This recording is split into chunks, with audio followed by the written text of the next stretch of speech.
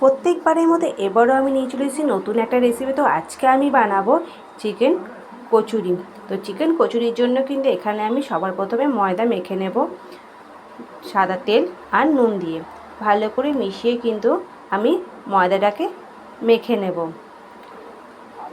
তারপর আমি তার মধ্যে দিয়ে দেবো অল্প অল্প জল। অল্প অল্প জল দিয়ে কিন্তু একটু শক্ত করে আমি মেখে নেব। আমার ভিডিও যারা দেখছো তাদের কাছে শুধু আমার একটাই অনুরোধ, তোমরা প্লিজ লাইক আর কমেন্ট করতে কিন্তু তোমরা ভুলো না।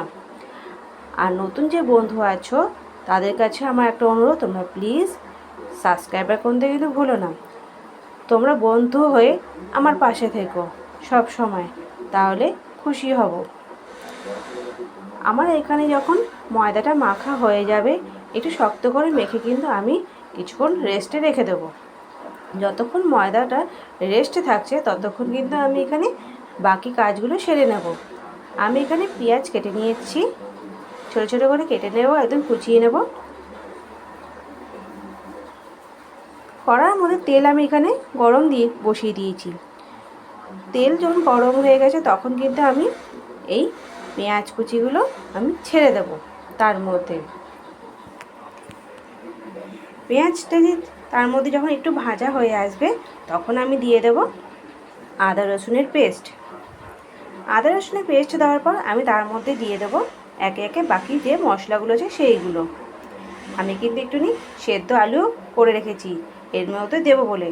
আর আমি মুরগির যে সলিড যে পিসটা থাকে সেখান থেকে কিন্তু আমি কিমা বানিয়ে নিয়েছি। আমি নিজেই ঘরে বানিয়েছি, দোকান থেকে আজকে দেয়নি বানিয়ে, তাই খুব ব্যস্ত মানুষ তাই দেয়নি। তো আমি ঘরেই কিন্তু বানিয়ে নিয়েছি, যতটা পেরেছি আমি কিমা বানাবার চেষ্টা করেছি নিজেই ঘরে। তারপরে আমি এখানে মাংসগুলো যে আছে কিমাগুলো আমি তার মধ্যে দিয়ে দিয়েছি, একটু নেড়ে চেড়ে নিয়েছি। তারপর আমি তার মধ্যে দিয়ে দিয়েছি বাকি মশলাগুলো। এখানে দেখো আমি নুন, হলুদ, জিরে গুঁড়ো, লঙ্কার গুঁড়ো দিয়ে ভালো করে কিন্তু আমি একটু ভাজা ভাজা করে দেবো। আর গ্যাসটা কিন্তু আমি একটু কমিয়ে নিয়েছি। ভালো করে এখানে যখন ভাজা ভাজা হয়ে যাবে, একটুখানি কষানো হয়ে যাবে, তখন কিন্তু আমি এর মধ্যে দিয়ে দেব সেদ্ধ করা আলু। একটুখানি আমি সেটাকে ম্যাশ করে নিয়েছিলাম সেদ্ধ আলুটাকে, সেটাকে কিন্তু আমি দিয়ে দেবো যাতে মাংসটা ছেড়ে না যায়। যখন পুর হিসাবে দেব আমি, তার জন্য কিন্তু আমি একটুখানি ম্যাশ করে নিয়েছি, সেদ্ধ আলুটাকে ম্যাশ করে চিকেনের মধ্যে দিয়ে দিয়েছি যাতে একটু আঠালো ভাব একটু থাকে।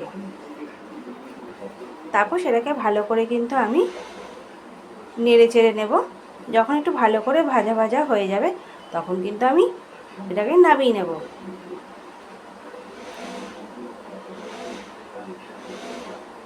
দেখো ঠিক এরকমভাবে কিন্তু আমি নামিয়ে নিয়েছি যখন হয়ে গেছে। তারপর এখানে আমি ডো কেটে নিয়েছি। ডো কেটে কিন্তু আমি এখানে চৌকো করে পিস বের করে নিয়েছি। তার মধ্যে দিয়ে দিয়েছি আমি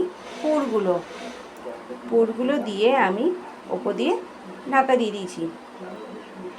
তো আমার তো ইচ্ছে ছিল এরকম লম্বা চৌকোভাবে থাকবে, ছেলে বলছে যে না এরকম আমি খাবো না, তো আমাকে একটুখানি অন্যরকমভাবে সেবে এনে দাও।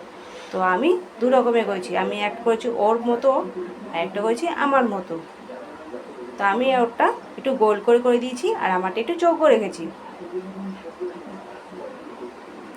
আর সাইডে যে থাকে এক্সট্রা যে অংশটা সেটাকে কিন্তু আমি কেটে বাদ দিয়ে দিয়েছি যাতে শুধু পুরটা আমি পাই খাওয়ার সময়।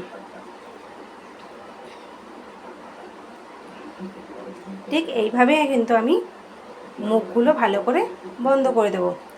আর এখানে আমি তেল কিন্তু গরম করে নিয়েছি, তার মধ্যে কিন্তু একটা একটা করে পিস আমি ছেড়ে দেবো।